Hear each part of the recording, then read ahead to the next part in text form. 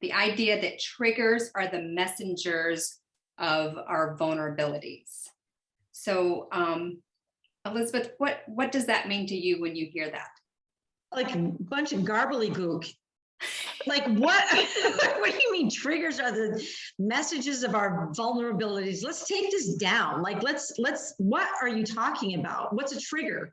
I think you just triggered me. Oh, I think I did. No, seriously. So a trigger is something that makes you emotionally react. Is that it? Yeah, that's what it is to me. How about anybody else? Do you have anything to add? I think that points to what's going on, Elizabeth, and for you. And, I'm curious because you said, I'm triggered. So, and if triggers point to our vulnerabilities, what's going on for you? I have to know everything. And I have to know it now. So like when you say triggers are these sandbags, no, triggers are the messengers. So I'm trying to process that of your vulnerabilities. Those are a lot of big words. So vulnerability, let's try to define those words. Can we define them? So triggers, the emotional reaction, right, are the messengers. Okay, I got that. Like vulnerability, like what's a vulnerability? What's the vulnerability? Yeah, I think in the past we've sort of talked about, and in some of our past podcasts talking about those repressed fears. And so I think those vulnerabilities, like we said, the messengers, they're just these little hints that we're getting that something's not right here. I'm not comfortable, right? I'm getting, I'm feeling uncomfortable here. And often we just can react, right, from an emotional state, or we can use this as an invitation to reflect a little bit, go a little deeper, learn a little something more about who we are. Okay, so I have an image that keeps coming to mind when I was reading about this. And I was thinking, what are my vulnerabilities? And I think I personally, and I don't know what you do, Dion, or Beth or Arda, but walk around with this armor on, right? And so then there's little holes in the armor, but no one really knows where those holes are. And then, or maybe they do, and then they stick a little knife in there and I go, and that's when I react emotionally. I'm like, you got me in my vulnerability, in my heart, and so it's like holes in my armor because I'm trying to hold those in and not show people. So should I express my vulnerabilities? Do you express your vulnerabilities? So before we get to that, sure. Waiting. So triggers are the messengers of our vulnerabilities. Okay, so what is a vulnerability? Let's first define that. What is a vulnerability? It's like places where you don't feel very confident. That you're vulnerable. Let's even be more simplistic.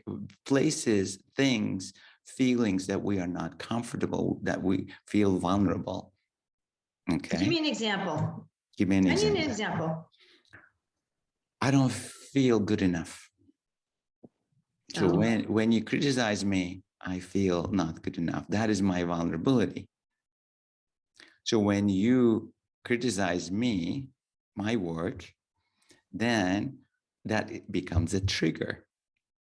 Because my vulnerability is not good enough, that I feel that could be my thought pattern, that could be my belief system, that could be my fear, that I feel inside that I am not good enough. So when you criticize me, that becomes my trigger.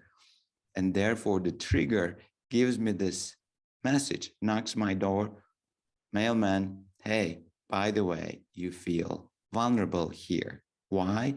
If I have time, I go back home and start to reflect on it and realize my vulnerability was all along not good enough. So that's, I think, what we're trying to say. The triggers are the messengers of our vulnerabilities. They are knocking our doors. Tell me how. What's so fascinating about this for me is at one point I would get triggered if my husband would come in and maybe he would start unloading the dishwasher. And he was trying to be nice and helpful. And I I had decided that it was my job to take care of the housework and my job to unload the dishwasher. And for him to come in and do this was his way of saying, you're not doing your job and I'm having to do it for you. But in his view, he was saying, oh, she's had a long day. I'm trying to be helpful. So it's interesting, these trigger things that they're created, right? They're not in some ways even real. It's just the way I was interpreting what was going on at the time. Exactly. And Beth, that's a great point, because you can approach that, oh, there was no trigger, or my husband's intention was not what I thought it was. And you can sugarcoat that. No, sugarcoat is maybe not a good word, but you can still say, well, let me see it from his perspective. But your vulnerability is still your vulnerability. Yeah. So it could be there. It could be another place. It could be another time where you will feel not good enough when somebody's helping you. And So our perceptions are so different, right? Yeah. Like Beth, if my husband did that, I'd almost fall over, right? So I'd be like, what do I need to do? You know, I mean, that'd be great. But for you, it would be like, you know, how about you, Dion? What are some of your triggers, or can you give an example of something like that? That was a great example, Beth. Well, what's coming to mind for me, first of all, is this idea that a trigger is, you can kind of see it as an external event. Like Arda has said, like situations or people. But then I think what this is really pointing to, that triggers are the messengers of our vulnerabilities, it hits us. Like it's inside us that we then experience that. And I don't know if you can hear the cat in my background, but no, we don't. We can't. So, but to point to the vulnerability there, even for me, like I guess one of my vulnerabilities is, or I try to be perfect, and so I often feel like, you know, maybe it's not good enough, or I'm not worthy unless everything is really together. So I would say that's where that comes in for me. Such a beautiful distinction. Actually, triggers are outside and they are the messengers of our vulnerabilities, and they are knocking our door, right? But then what happens is actually it takes place inside. Dion, beautiful. It's the whole thing, the whole story is inside. Are triggers good or bad? What do you think? That's not a question to ask, but I'm going to ask it anyway. Good or bad? Oh, you're pulling us into duality. Oh, I know. There is no good, no bad. So here's the thing, jokes aside, a messenger, could a messenger be a good messenger or a bad messenger? All I think of is don't kill the messenger. That's all I keep thinking of.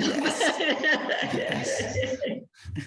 I mean, Beth, what do you think? Yeah. So messenger is coming I think with a message. It doesn't, the triggers don't make you feel good.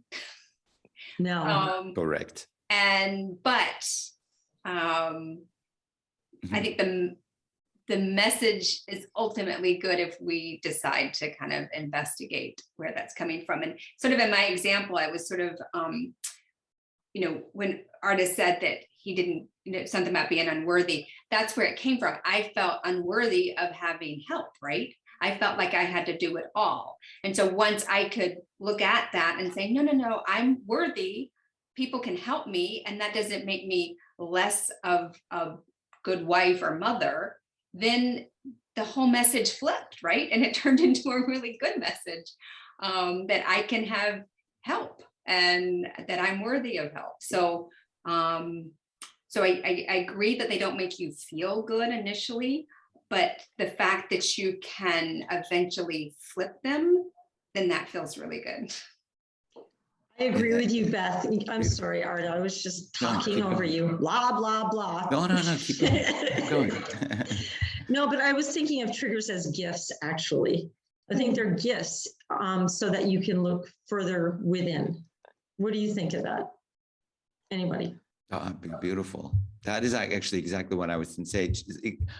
Almost the same beautiful interpretation of the message becomes a gift when you can internalize it. Again, things are happening internally. And when Beth took it and stayed with it and internalized it and processed it, all of a sudden it became a beautiful process, a growth. Yeah, it's sort of a gift for personal growth if you choose to do that. Or if you're self-aware, right? You have to kind of be aware of what's going on first so you don't keep doing the same pattern over and over again. Exactly. Is that a definition of insanity, right? Yes, it is a definition of insanity. And I think I'm insane. I mean, seriously, when I think you do that definition, it's just over and over, and you do over and over. How do you break out of that cycle? Oh, how do you break out that cycle? The other interesting thing as we do this, self-exploring growth, whatever, is that I've experienced that you think that it's almost like a spiral. You say, you kind of repeat the same pattern, but it's almost like a spiral that you think that you've made some headway on something, and then it'll come back around and give you another opportunity to say, okay, have you really taken care of this? Or, do we need a little more work here? So there is an aspect that it does sort of spiral until you have completely cleared. So I was wondering, does this mean that we have to get rid of our vulnerabilities? Is that the goal? Like, get rid of them? Do you want to walk around in your armor, Elizabeth? No, it's too heavy. It's too heavy. But if I got rid of it, what would I wear? Yeah.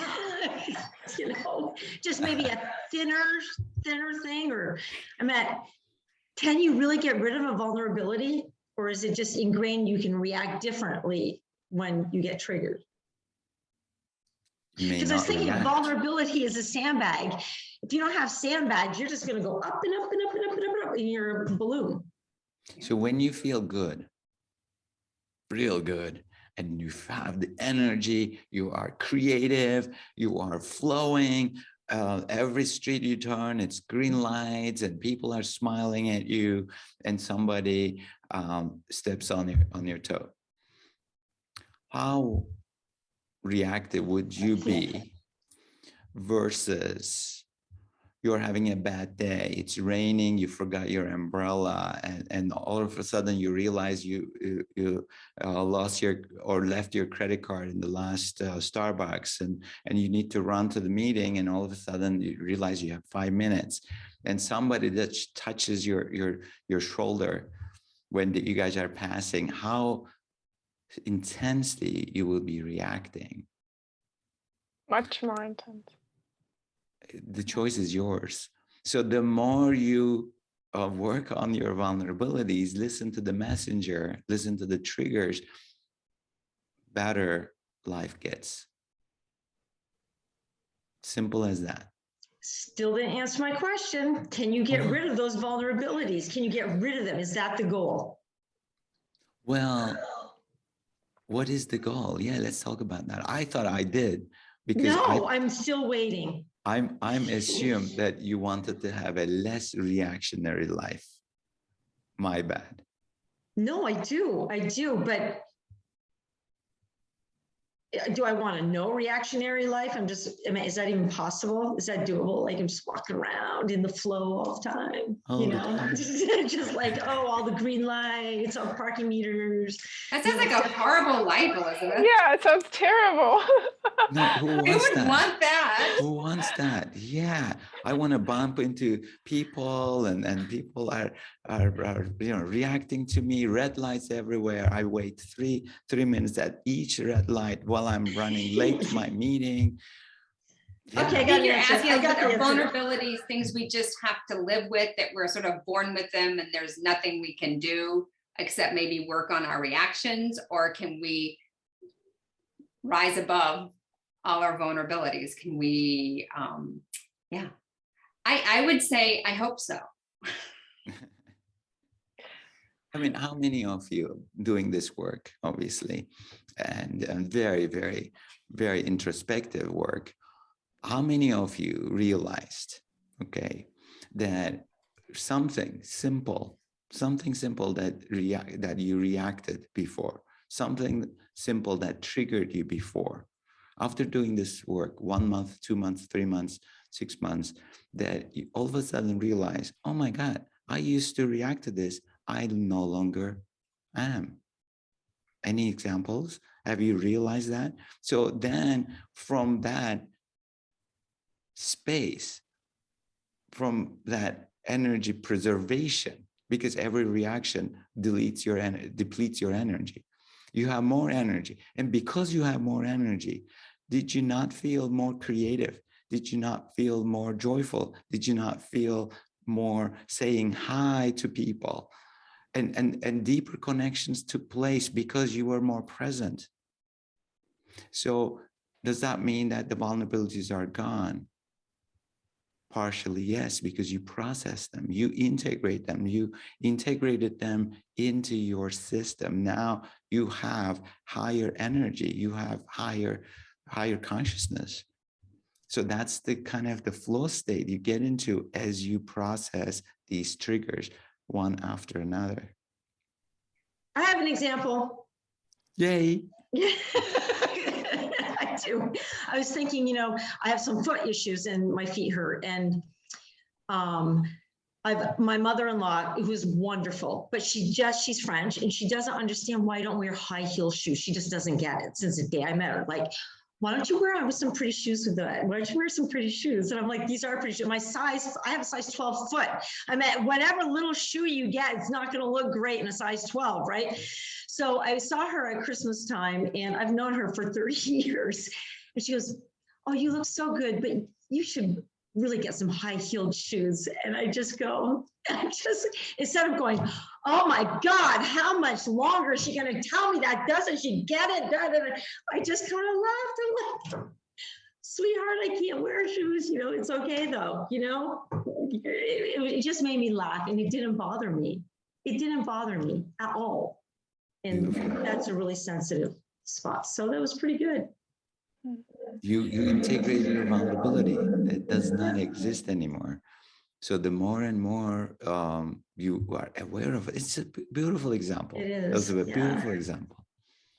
Elizabeth, also you had mentioned kind of like, well, I mean, like, what is it going to look like if we get rid of our vulnerabilities? Like, what is this? And I think that question has come up for me, like, where are we headed to? How can I even imagine a life without these sandbags?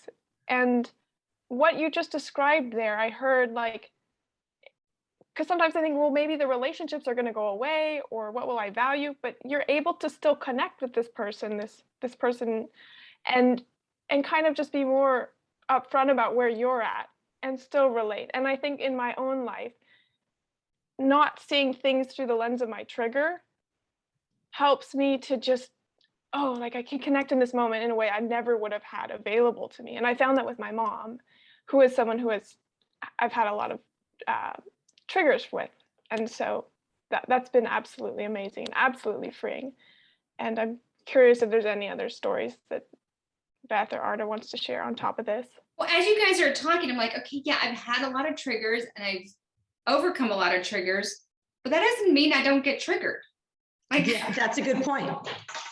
I mean, I can still probably think of a trigger every day that sort of happens, some big, some small, whatever. So it is sort of interesting to think about that because and maybe part of this art is I can still get triggered, but maybe I don't react emotionally to the trigger.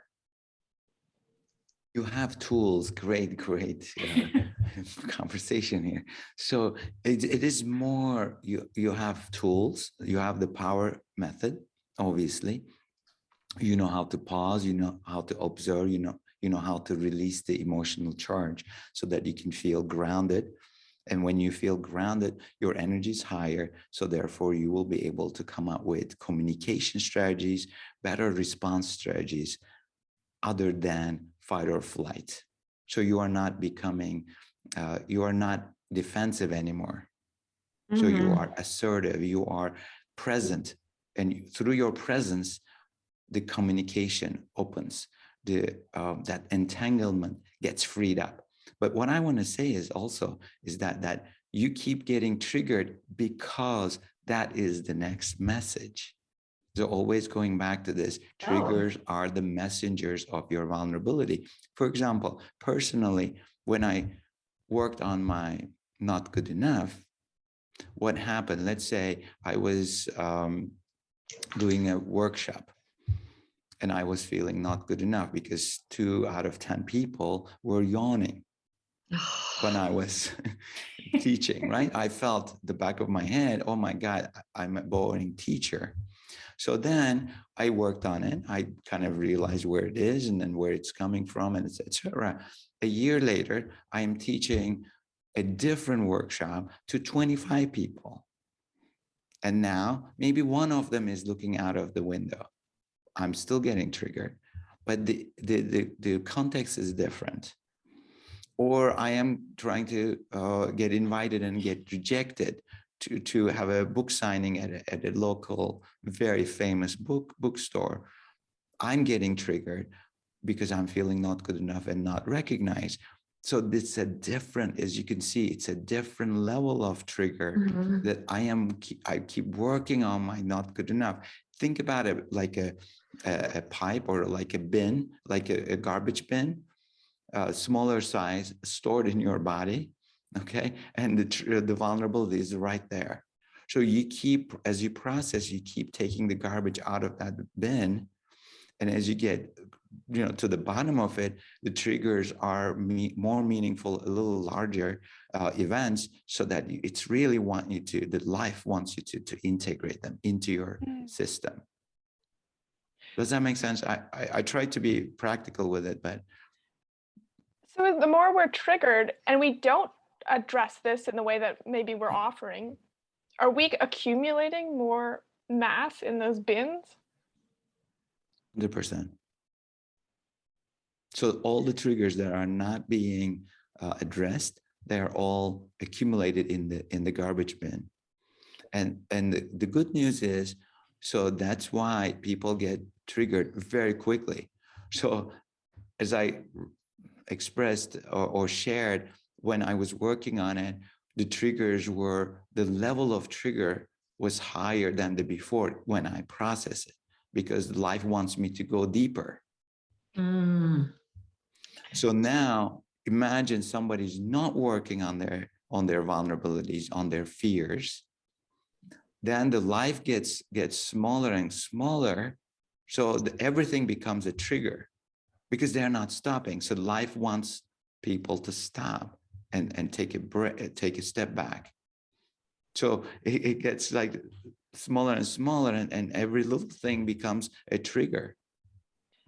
The other one is also correct, that as you work, the triggers are more meaningful and heavier and more intense, but less frequent, and more deeper. You know what else this reminds me of, and I'm going to veer off the path, and I'm sure you'll bring me back if I veer too far and get lost. But this work has also helped me understand somebody else's triggers. Just last night, I was having a discussion with someone, and I said something, and the emotional reaction was defensive and anger. And I just, instead of continuing to harp on that same thing, because I wanted to get my point across, I just took a breath and I'm like, this is a trigger for this person. So maybe I'll just back down and try to understand this a little bit more. And that was great for my relationship, because I know that that's something that maybe that person has to work on or not, but at least I understood it. Beautiful. And anybody, I'm going to jump in because I cannot wait to answer that. It's a great, actually, it's not even segue. It's not, we are on the topic and deepening. Ooh, yeah, it's just beautiful. So, but I want to hear from Beth and Dion, because I talk a lot. Dion, I think you were about to say something. Well, I did want to say, like, it's almost like everything's personal and nothing's personal, in the sense that, like, you know, if anyone's ever having a reaction, that's their own thing. And sometimes I'm reacting to their reaction, or I'm not aware of how I'm perceiving the situation, even though they have something on their end, and that is mine. And so it's kind of this, you know, the mirror. These messengers are a mirror maybe for us to look at ourselves. Well said. Yeah. Yeah, mirrors and reflections, absolutely, and projections, right? So we are projecting. Beth's example was great for that. Like you are projecting your own worthiness or less worthy or not good enough onto your husband, and he's doing something. He's completely not aware of that. And then you're projecting, because then he's becoming a mirror of your own not good enough, and making you get triggered so that you can work on it. Arna, I love that example. I mean, I'm just picturing my own recycling bin at home, and it's like, you know, it's full to the top. And as you get rid of those triggers, right, it goes deeper, right? I'm having to dig my hand a little bit further down in that recycling bin to pull out the next piece. So yeah, I think that's a great visualization. And I am keeping an eye on the time. We're at about 30 minutes. So I don't, you know, we can decide if we want to bring up another point or two, or wrap it up for this this episode. Really crazy how fast it goes. Yeah, it's really crazy. Can I go back to my armor before we leave? Yeah, I need to go back to my armor. So my armor is now chainmail instead of this really heavy armor. So I thank you, Beth, for that comment. Just help me visualize something lighter and freer. Yeah. Thank you. Yeah, that was good. It was painful, that other part. Well, I was hoping that pins were getting stuck into your armor, but man, it was knives. So I was like, woo, Elizabeth. Swords, big swords. Yeah, I'm a little bit dramatic. Okay. Anybody else have like a final thought to wrap it up with? Oh, that's a great invitation. What is the takeaway? Yeah, great invitation, Beth. Yeah, I'm curious too. Can we make this? What action in the takeaway can we give a listener? I always ask this. That's concrete for them to take one step in this direction. One thing that comes to my mind is just pausing. So it's completely changing the perspective. Instead of the attention being outward and onto the trigger, onto the person, onto the situation, just take a step back and look at what's happening internally. When you're emotionally triggered, right? Pause instead of reacting. Exactly. Whenever you're emotionally reacting, just pause and turn your attention back to you, to yourself, to your inner thoughts, to your belief systems, and what is happening. What is the story that you're building here? Don't change the story, but just learn about it. And the only thing I'd add to that is, and it's so simple, but it has just on so many levels, is just life-changing. It's just to breathe, just pause, and just, you know, as these emotions will come up, as these emotions come up, just force yourself to take a breath or two or three. And pausing and breathing is hard in the moment. I think it's a great thing to practice, because it's not easy. It's not easy to be sucked in. Well, at least I do. I speak for myself. I get sucked in really easily. And if you know that and you keep thinking about it, pause and breathe. And trust me, that other person will wait. They'll wait for you. There you go. They're not going anywhere. Exactly. And if the moment passes, so let's give a pass. If the moment passes, then you can always look back, right? I got triggered, I reacted, I emotionally reacted, and I became defensive. Okay, what happened? What happened in my mind? What happened in my thoughts? How did I interpret this situation? I love that. Thank you. And next week, we have on deck the idea that perceptions give meaning to your life experiences. So I think it's interesting because I sort of talk about that in my example, and it'll be fun to explore that a little bit more next week. Sounds great. Thank you, everyone, for listening. Thank you. That was awesome. you. Really interesting. Thank you. That was really fun.